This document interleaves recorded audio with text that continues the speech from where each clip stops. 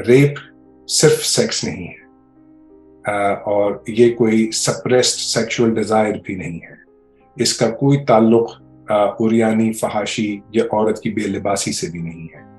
इसको जब आप वसी तनाजुर में देखते हैं तो आपके सामने इन वाकयात की बिल्कुल नई वजूहात और नई तौजीहात सामने आती हैं।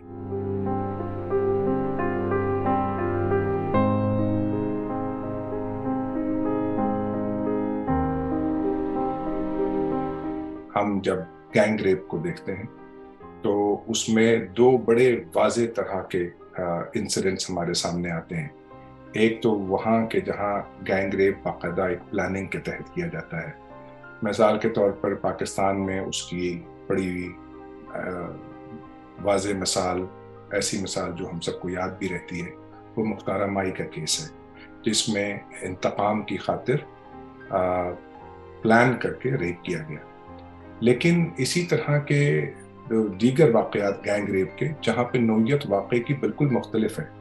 मिसाल के तौर पर आपको याद होगा दिसंबर 2012 में इंडिया में न्यू दिल्ली में एक बहुत ही अहम केस रिपोर्ट हुआ था ज्योति सिंह का। ये एक खातून थी जिसको चलती बस में 6 लोगों ने रेप किया था और बाद में फिर वो उसको इतना जख्मी कर दिया कि वो मर गई। अब ये जो है ये उस गैंग रेप से बिल्कुल मुख्तलिफ है जो मुख्तारा माई के ज़ैल में रिपोर्ट हुआ है। इसी तरह से हमारे यहाँ पाकिस्तान में एक और केस रिपोर्ट हुआ जिसमें खातून को कुछ लोगों ने मोटरवे के पास रेप किया था। वो भी गैंग रेप की एक मिसाल है, उसमें भी 2 या 2 से ज़ायद लोग मुलव्वस थे। अब ये दोनों मिसालें मुख्तारा माई वाली और ये जो एक्सीडेंटल गैंग रेप है, ये दोनों बिल्कुल मुख्तलिफ मिसालें हैं और इन से ये वाज़ेह होता है कि वाक़या बज़ाहिर एक लगता है मगर उसके पीछे मोटिव्स मुख्तलिफ हो सकते हैं और होते हैं। अब अगर हम इन्हीं 3 चीज़ों को जहन में रखें, गुस्सा, ताकत का इस्तेमाल और उसका इजहार और बदला लेने की ख्वाहिश, तो हम उन केसेस को भी समझ सकते हैं और उनकी भी तौज़ीह कर सकते हैं साइकोलॉजिकली कि जहाँ रेप का विक्टिम खातून नहीं थी। पाकिस्तान में अब आपने ये देख लिया कि छोटे बच्चे तो एक तरफ रहे, बड़े बच्चे जो अपनी टीन्स में हैं उनको जिस तरह से निशाना बनाया जाता है। हमारे मजहबी मदारिस में वो उलमा जिनकी 3-3, 4-4 शादियाँ भी होती हैं, जब वो बच्चों को, यंग स्टूडेंट्स को, बल्कि एक स्टूडेंट जिसने अभी रिपोर्ट किया था उसकी उम्र 20 से ज़्यादा थी, जब इन वाक़यात को आप देखते हैं तो फिर आपको ये बात और भी वाज़ेह होकर सामने नज़र आती है कि अव्वल तो इसका कोई ताल्लुक किसी मखसूस जेंडर से नहीं है। अब ख़ास तौर पर क्योंकि वेस्ट में अब सेक्सुअल हरासमेंट की जो केसेस हैं उसमें ख़वातीन के नाम भी आने शुरू हो गए हैं। इसकी भी मिसालें मौजूद हैं और हमने पाकिस्तान में ये भी देख लिया कि अब यंग बच्चे, लड़के, वो भी रेप का शिकार होते हैं और सेक्सुअल अब्यूज़ का शिकार होते हैं। तो इसलिए अब ये मामला मेरी नज़र में जेंडर से बियॉन्ड जाता हुआ नज़र आता है और अब इसमें सिर्फ ताकत, गुस्सा और बदला लेने की ख्वाहिश के जो पहलू हैं वो बहुत नुमायां होकर सामने आते चले जा रहे हैं।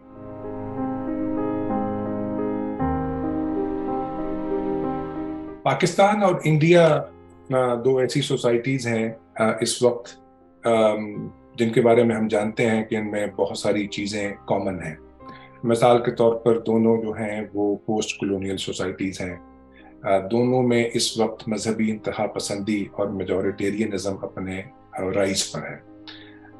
इसमें सोसाइटी में फ्रेगमेंटेशन है वो बढ़ती है और मेजॉरिटेरियनिज्म जो है वो सोसाइटी के की जो अक्सरियत है उसको ताकत के इस्तेमाल पर उकसाता है। इसलिए जहाँ ज़रा सी कोई बात होती है तो मेजॉरिटी जो है सोसाइटी की वो अपने आप को विक्टिम फील करना शुरू कर देती है और उनके ख्याल में जो भी उनके मसाइल की जड़ बनता हुआ नज़र आता है उनको, चाहे वो कोई दूसरा मजहबी ग्रोह हो या वो मामूली, जैसे पाकिस्तान में तौहीन का इशू है, हिंदुस्तान में गाय के ज़बीहे का इशू है, तो इस तरह से चीज़ें ट्रिगर हो जाती हैं और वो जो एक कमज़ोर ग्रुप्स हैं وہ نشانہ بننا شروع ہو جاتے ہیں.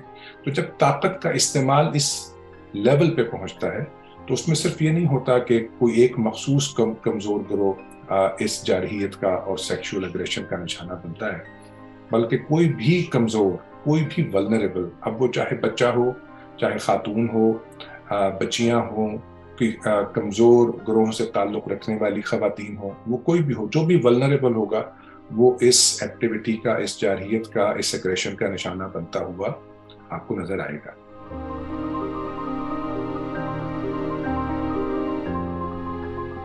ریپ کے واقعات میں صرف تعداد کو دیکھنا ضروری نہیں ہے، ریپ کے واقعات میں واقعے کی نوعیت کو دیکھنا بھی ضروری ہے.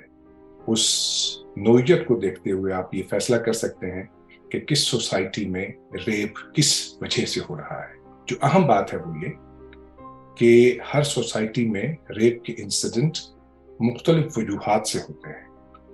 اگر آپ صرف کسی سوسائٹی میں ریپ کے واقعات کے نمبرز پہ فوکس کریں گے اور اس کا کمپیریزن کسی دوسرے معاشرے میں ہونے والے ریپ کے انسیڈنٹس کے ساتھ کریں گے تو آپ یقیناً غلط نتائج پہ پہنچیں گے کہ سویڈن اس وقت ریپ کے حوالے سے دنیا کا چھٹا ملک ہے. وہاں سب سے زیادہ ریپ ہوتے ہیں، وہ چھٹے نمبر پہ ہے اس لحاظ سے. تو کیا وہاں پہ ریپ انہی وجوہات کی بنیاد پر ہوتا ہے جن وجوہات کی بنیاد پر ہمارے ہاں ہوتا ہے؟ آپ جب اس لیگل ڈیفینیشن کو دیکھیں گے جو سویڈن میں ریپ کی گئی ہے تو آپ کو پتہ چلے گا کہ نہیں، یہاں واقعات بالکل مختلف ہیں. یہاں اوور رپورٹنگ ہوتی ہے، ہمارے ہاں انڈر رپورٹنگ ہوتی ہے، اور واقعات کی نوعیت اس لیے مختلف ہے کہ انہوں نے ریپ کی ڈیفینیشن کو بہت وسیع کر دیا ہے.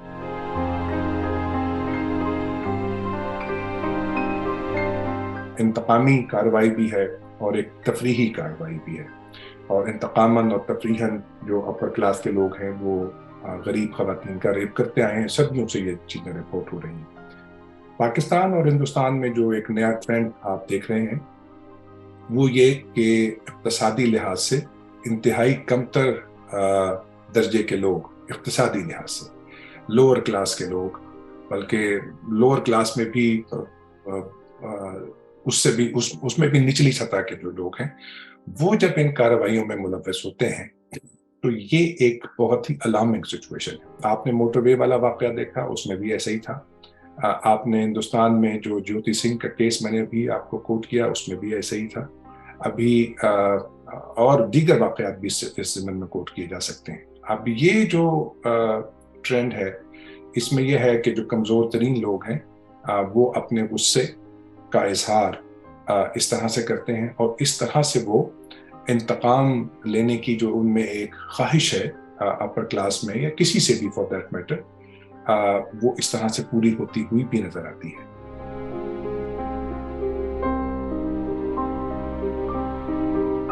ایک پہلو تو ظاہر ہے یہ ہے کہ ایک ٹراما وکٹم سفر کرتا ہے، اس کے جسم کو اس کی مرضی کے بغیر استعمال کیا جاتا ہے کہ آپ کسی کی پرسنل باؤنڈریز کو انویٹ کرتے ہیں، اس کے جسم کو استعمال کرتے ہیں، تو اس کا ایک بہت ہی گہرا ٹرامیٹک ایفیکٹ آتا ہے.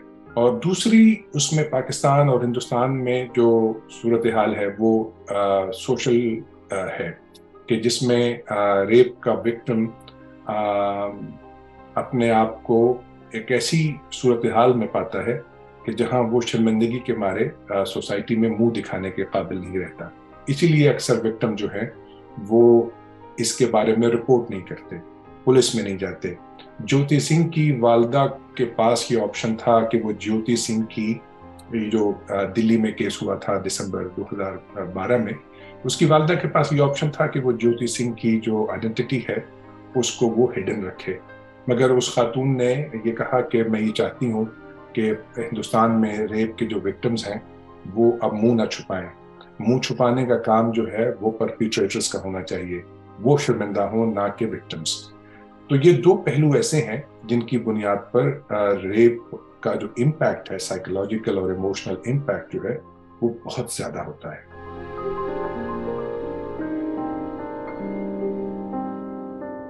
ریپ کے وہ وکٹمز بھی دیکھے ہیں کہ جو بروٹل ترین ریپ اگر دنیا میں کہیں ہوا ہے تو وہ اس کے وکٹمز تھے. میری مراد ہے آئسس کی شکار خواتین جو اربیل میں قیام پذیر تھیں.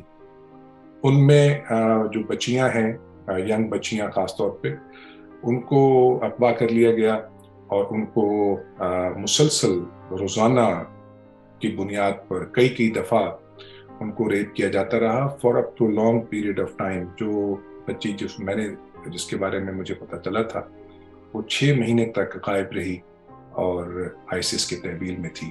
وہ بچی جو ہے جب وہ ریکور کی وہاں پہ فورسز نے، تو وہ میوٹ تھی.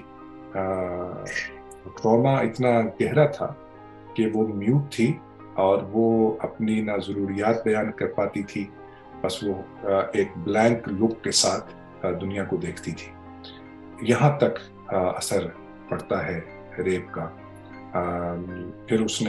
پھر وہاں تنہا ریپ نہیں تھا، آبویسلی ریپ کے ساتھ ساتھ اور بھی واقعات ان کے سامنے قتل و غارت ہو رہا تھا، ان کے فیملی ممبرس کو ان کے سامنے قتل کیا جا رہا تھا. تو وہ سارا ٹراما مکس ہو کے اس نے یہ اثرات پروڈیوس کیے.